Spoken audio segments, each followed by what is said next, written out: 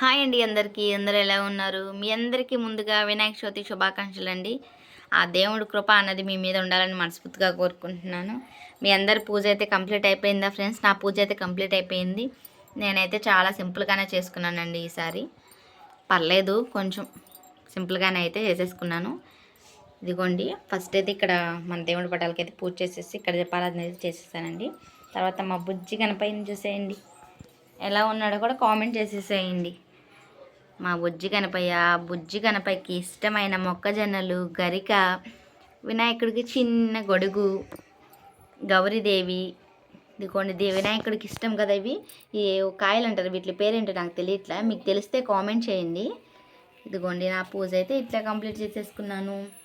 ప్రసాదాలు వచ్చేసి ఇదిగోండి, పులిహార, పాయసం, పెసరపప్పు గారెలు, ఉండ్రాళ్ళు, పానకం, పప్పు, కాయలు, ఫ్లవర్స్, వినాయకుడికి ఎంతో ఇష్టమైన గరిక, అట్లానే ఒక 11 రకాలు అయితే దొరికినాయండి నాకు ఆకులు.